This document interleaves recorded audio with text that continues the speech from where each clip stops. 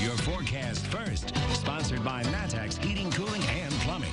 Another cold night in central Illinois. As we look outside, we're watching for some snowflakes. Not seeing any here in Champaign-Urbana as of now. There are just a few, though, to the north there.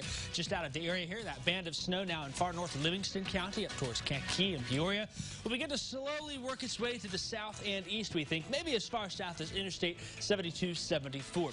Looking ahead, though, all of us are cold already tonight. The actual air temperature in many spots in the single digits to low teens. Factor in that north wind, 10 to 20 miles an hour. It feels like below 7 in Champaign, -8 in Decatur, -9 the temperature, what it feels like in Springfield. The cold all week sticks around with us here. There's more snow chances on the board. Really every day has a chance somewhere in the area. Don't really have an end in sight quite yet, but it may be coming sooner than later. We'll talk about that and more as WCIA 3 News at 10 starts now. Now on WCIA 3 News. No one should be out in the cold for long this weekend, and one town is making sure everyone has a place to go. Plus, more vaccination centers are opening up across the area, but for some counties, the problem is getting the vaccine. And the pandemic has changed quite a bit over the last year, how it's affected how people learn to save a life. You're watching your local news leader. This is WCIA 3 News at 10. We open up a warming shelter here in Rantoul just in case somebody needs to get out of the cold. And there's a pretty good chance someone will need it this weekend with more brutally cold temperatures headed our way.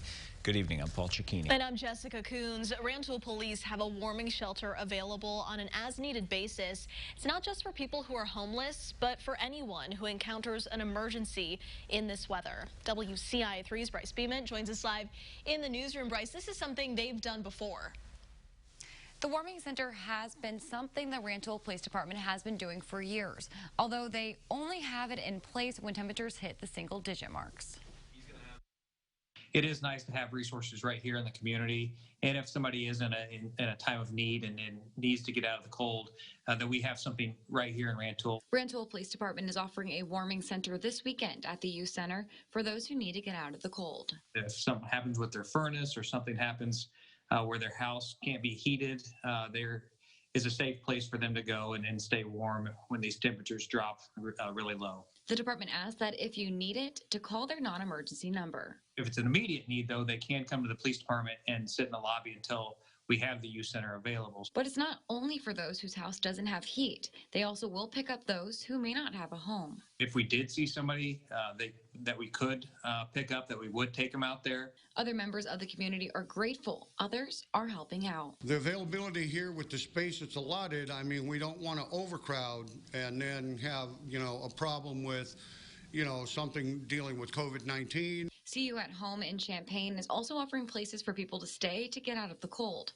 But they say with COVID-19 capacity restraints, it's beneficial for communities like Rantoul to open more warming centers. If we didn't have them, some of these guys would freeze to death. Rantoul police opened the warming center last weekend as well and had no calls to use it. But they just want everyone to know that it is available. In the newsroom, I'm Bryce Beeman, WCIA 3, your local news leader. All right, Bryce, thank you. Here's a look at some more warming centers in the area. In Danville, the Danville Rescue Mission. In Decatur, the Salvation Army's Men's Shelter. Contact Ministries will be open in Springfield. In Champaign-Urbana, there's See You at Home and Austin's Place.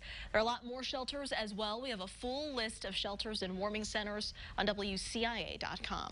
Switching now to the latest on the coronavirus. New cases continue to appear in the state. Nearly 2,600 have been reported since yesterday, along with an additional 32 deaths. If there is some positive news, it's the state's positivity rate. It's dropped again and is now at 3.7%.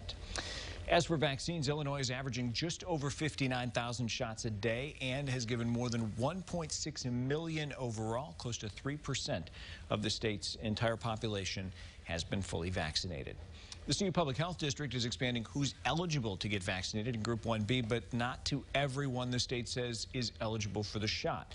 For Champaign County, the group now includes those between the ages of 40 and 64 with underlying health conditions or disabilities. Earlier this week, the governor expanded Group 1B across the state to be 16 and older with underlying health conditions, including cancer, chronic kidney disease, and COPD, among others.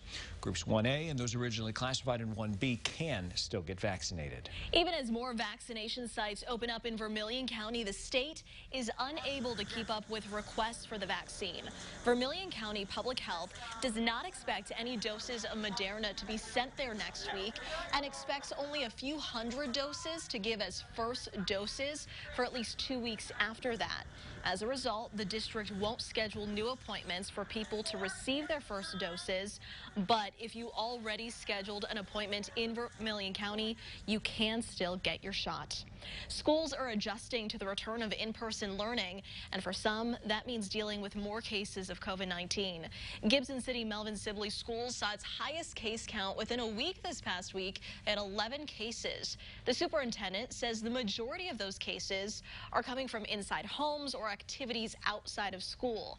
District leaders say they are confident that they're doing everything they can to control it. This is a time where we have to trust that people are making the best decisions they can, given their staffing, given their mitigation, given their facilities. And if we do that, hopefully everybody can see the light continuing to get brighter at the end of the tunnel so we can get back to a new normal. Monticello students are coming back in person 5 days a week with shortened days. Around 85% of faculty and staff are preparing for their second dose of the vaccine.